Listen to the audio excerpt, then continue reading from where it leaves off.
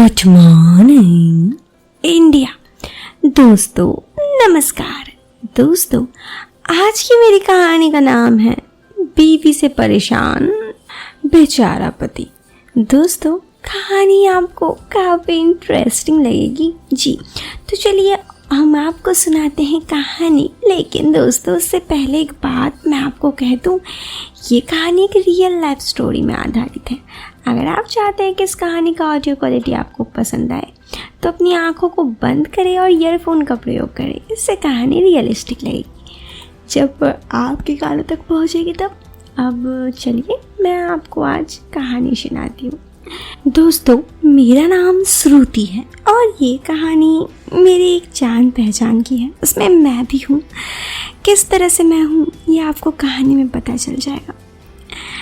मेरा एक दोस्त जिसका नाम ऋषभ है, उसकी शादी आज से करीब 7 साल पहले हो गई थी। वैसे वो एक अच्छा लड़का था। मेरे उससे दोस्ती काफ़ी दिनों पहले थी, ऐसे नहीं कि आज। मुझे लगता है कि जब उसकी शादी हुई थी उससे करीब 2 साल पहले से मैं उसे जानती थी। उसकी शादी हुई तो मैं भी उसकी शादी में गई थी। उसकी पत्नी का नाम माला था। माला देखने में बहुत खूबसूरत थी, नो डाउट। शादी में उसकी खूबसूरती की तारीफ बहुत कोई कर रहे थे। खैर कुछ लोग तो ये भी बता रहे थे कि इतनी खूबसूरत लड़की इस जैसे लड़के को कैसे मिल गई। कुछ बोल रहे थे पैसे का ताल्लुक, बस पैसे हैं इसीलिए मिल गई। खैर इन सब चीज़ों से मैं बिल्कुल चुप थी। शादी के बाद अक्सर मेरा मिलना होता था ऋषभ से, क्योंकि ऋषभ और मेरा ऑफिस बगल बगल में था। कभी कभी मेट्रो में हम दोनों साथ चलते तो कभी हम दोनों एक दूसरे के साथ कैब शेयर करके घर आ जाते। इन सब चीज़ों के बारे में उसकी पत्नी को भी पता था, क्योंकि ऐसा कोई बात ही नहीं था जो कि छुपाने वाला हो। खैर ऐसे ही समय गुजरता गया और धीरे धीरे समय के साथ साथ उसकी शादीशुदा ज़िंदगी बीतने लगी। कुछ दिन बाद मुझे पता चला कि उसका घर पे कुछ झमेला हो गया है। पता चला कि उसकी पत्नी को बच्चे नहीं चाहिए अभी, और उसकी माँ को बच्चे चाहिए थे। उसकी माँ चाहती थी कि पोता पोती का मुंह जल्दी देखे। इन सब चीज़ों में उसके घर पे काफ़ी झमेला हुआ था। मैं इन सब को उसके बारे में पूछी नहीं, क्योंकि मुझे पता था कि अगर मैं उसे पूछूंगी तो उसे बुरा लगेगा, इसीलिए। खैर एक बार मैंने ऐसे ही बातचीत करते करते कहा उससे कि क्या बात है, सब कुछ सही तो है ना तुम्हारा मुंह आजकल हमेशा उतरा हुआ रहता है। तो उसने मुझे कहा क्या ही बोलूँ यार, अब मैं तंग आ गया हूँ। मैंने कहा अगर तुम चाहो तो हमें बोल सकते हो। इस पर उसने कहा मेरी पत्नी के बहुत नखरे हैं। पहले तो मेरी माँ को चाहती थी, मेरी माँ की पोता पोती को, लेकिन मेरी पत्नी ने नहीं चाहा। ठीक है, उस चीज़ से मैं कोई उसे दिक्कत नहीं किया, लेकिन आजकल उसके नए नौटंकी हैं। मैंने कहा क्या? तो उसने कहा उसे अलग अलग दोस्तों के साथ पार्टीज़ करनी होती है, कुछ भी चाहे मन चाहे कपड़े पहनने होते हैं। ये सब चीज़ें मैं नहीं झेल सकता। मैंने कहा कि लेकिन यार तुम्हारी शादी तो अभी अभी हुई है ना। उसने कहा हाँ यार सब कुछ सही था, लेकिन जैसे जैसे शादी के वक्त बीत रहे हैं मुझे ऐसा लग रहा है कि मैं काफ़ी झमेले में पड़ रहा हूँ।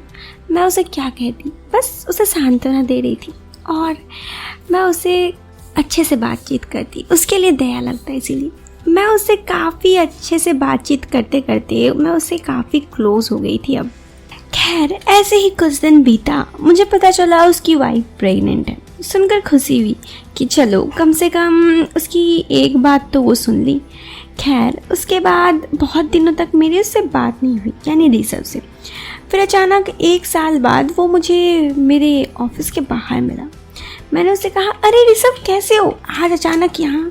तो उसने कहा तुमसे मिलना आया था। मैंने कहा मुझसे मिलने अचानक से? सब कुछ सही तो है, मेरी याद तो तुम्हें 1 साल से आई नहीं। उसने कहा अब क्या करूँ यार, जब किसी को याद आती है तब मुश्किलों में ही ना आती है। मैंने कहा अच्छा ठीक है, अब बताओ हुआ क्या है।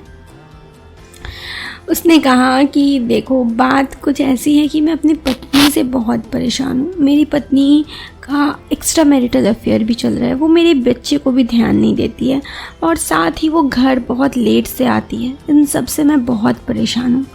मैंने उसकी बात सुना, उसे सांत्वना देते हुए कहा कि सब ठीक हो जाएगा। उसने कहा कैसे यार, कैसे सिर्फ सही होगा जब इतना दिन से सही नहीं हुआ। सच कहूँ तो मैं उस वक्त क्या ही कहती। मैंने कहा मैं इस बारे में तुम्हारी क्या मदद कर सकती हूँ बताओ।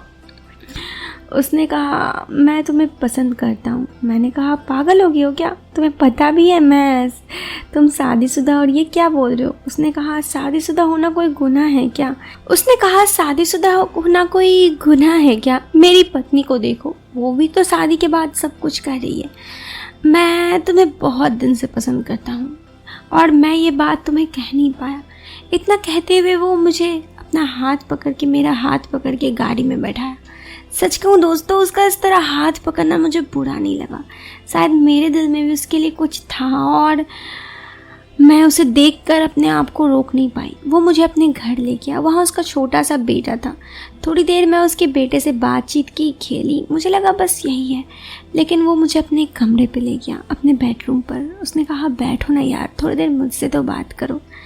मैंने कहा क्या बात करूं बताओ। इस पे उसने कहा मेरी आंखों की तरफ देखो ना, मैं बहुत प्यासा हूँ, मेरी प्यास तो बुझा दो। मैंने कहा ये गलत है यार, तुम्हारी पत्नी है, तुम शादीशुदा हो।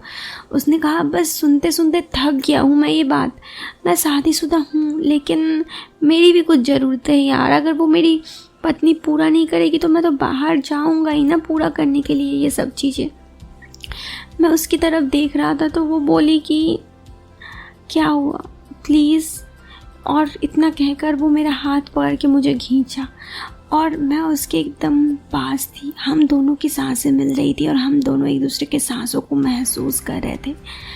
और पास, इतना पास कि शायद हवा जाने का भी रास्ता ना हो। हम दोनों एक दूसरे से के साथ बहुत देर ऐसे ही रहने के बाद एक दूसरे के और ज़्यादा करीब आए और एक दूसरे में मिल गए। और फिर वो सब कुछ हुआ जो एक पति पत्नी में होता है। उसके बाद जब ये सब कुछ हो गया तो मुझे होश आया, मैं रोने लगी। मैंने कहा ये गलत है यार, तुम अपनी पत्नी को धोखा दे रहे हो।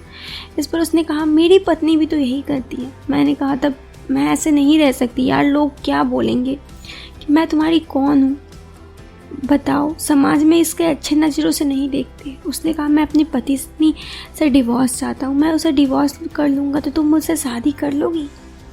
मैंने थोड़ी देर सोचा और फिर कहा कि तुम्हारा बेटा। मैंने कहा वो तो मेरे साथ ही रहेगा, तुम्हें कोई दिक्कत है। मैंने कहा नहीं मुझे कोई दिक्कत नहीं है तुम्हारे बेटे से। सच कहूँ तो वो बेचारा बच्चा, उसने ज़िंदगी में इतना कुछ सहा था, क्यों ही दिक्कत होगी मुझे। उसके बाद ऋषभ ने अपनी पत्नी से डिवोर्स ले लिया और वो मेरे साथ है। हम दोनों बहुत जल्दी शादी करने वाले हैं, लेकिन शादी से अब भी ऋषभ को डर लगता है, इसलिए हम शादी से पहले ही साथ हैं। कुछ साल ऐसे ही रहना चाहते हैं जहाँ पर एक दूसरे से हम आज़ाद हैं, जब चाहे जा सकते हैं। क्योंकि हमारा मानना है कि जब रिश्तों में आज़ादी होती है तो लोग उस रिश्ते को निभाते हैं, जब रिश्ते में बंध जाते हैं तो उस रिश्ते को नहीं निभा पाते।